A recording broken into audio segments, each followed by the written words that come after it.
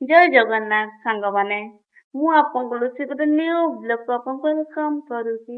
ତ ଆଜି ଚାଲନ୍ତୁ ଦେଖିବା ଆମ ଦୋକାନ। ଆମ ଦୋକାନ ଦିଟା, ଗୋଟେ ବଣିଆ ଦୋକାନ ଅଛି ଆଉ ଗୋଟେ କସ୍ମେଟିକ୍ ଦୋକାନ। ତ ଆଜି ମୁଁ ଆପଣଙ୍କୁ ଦେଖିବି କସ୍ମେଟିକ୍ ଦୋକାନ। ହଁ, କସ୍ମେଟିକ୍ ଦୋକାନ ଦେଖିଲେ ଆପଣ ପୁଣି ନେବା ପାଇଁ କିଛି କହିବେନି ହେଲା।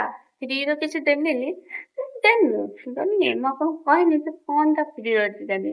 ତ ଶେଷ ପର୍ଯ୍ୟନ୍ତ ଭିଡ଼ିଓଟାକୁ ଦେଖନ୍ତୁ, ଜାଣିକିନା ଜାଣି। ତ ସାଙ୍ଗମାନେ ଦୋକାନ ପହଞ୍ଚିଗଲି, ଚାଲି ଚାଲି ଆସିଲି ନା, ତ ମୁଁ ଥକି ଯାଇଛି। ତ ଆପଣଙ୍କୁ ମୁଁ ଦୋକାନ ପହଞ୍ଚିଯାଇଛି ଆଉ ଦେଖଉଛି ଆଉ। ତ ସାଙ୍ଗମାନେ ଏଇଟା ଆମ ଦୋକାନ, ଯୋଉଟା କସ୍ମେଟିକ୍ ଦୋକାନ। ଦେଖନ୍ତୁ ଏ ଦୋକାନଟା ମୋ ନାଁ ରହିଛି, ତ ମୁଁ ଟିକେ ଗର୍ବର ଛାତି ପିଟିକି କୁହେ ଆଉ ଏଇଟା ମୋ ଦୋକାନ ବୋଲି ଆଉ। ଏ ମୋ ବାପା ବସୁଛନ୍ତି, ମୋ ମମି ଠିଆ ହେଇଛି, ଦେଖିଛନ୍ତି ଆଉ। ଆପଣ ଦୋକାନକୁ ତ ଦେଖିଛନ୍ତି ମୋ ମା କୁ।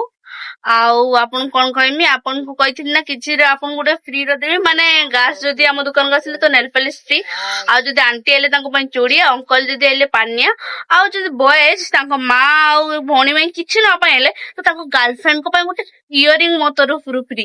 ସତ କହୁଛି, ଖାଲି ଆସିକି ଦେଖନ୍ତୁ ନା, ଯଦି ଫ୍ରି ନ ଦେଇଛି।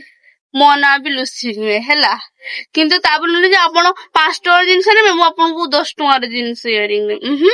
ଯଦି 500 ଟଙ୍କାର ଜିନିଷ ନେବେ ତାହେଲେ ଆପଣ ଗାର୍ଲଫ୍ରେଣ୍ଡ ପାଇଁ ଇୟରିଂ ଫ୍ରି। ବୁଝିପାରିଲେ?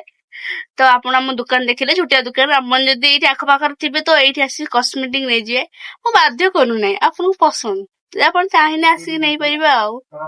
ତ ଆଉ କଣ କହିବି, ଆପଣ ମାନେ ତ ଭଲ ଥିବେ ଆଉ। ତ ସାଙ୍ଗମାନେ ଶେଷ ପର୍ଯ୍ୟନ୍ତ ଭିଡିଓ ଦେଖିଥିବାର ମୁଁ ବହୁତ ସାରା ଥ୍ୟାଙ୍କ ୟୁ। ହଁ, ଯିବା ପୂର୍ବରୁ ଗୋଟେ ଛୋଟିଆ କମେଣ୍ଟ, ଗୋଟେ କୁନି ଲାଇକ୍, ଗୋଟେ ବଡ ସବସ୍କ୍ରାଇବ କରିକି ଯିବେ। ଟାଟା। ଆପଣଙ୍କୁ ମୁଁ ଚେଷ୍ଟା କରିବି ଗୋଟେ ଭଲ ଭିଡିଓ ଆଣିବା। ତ ନେକ୍ସଟ ଭିଡିଓ ଆପଣଙ୍କୁ ଦେଖାହବ।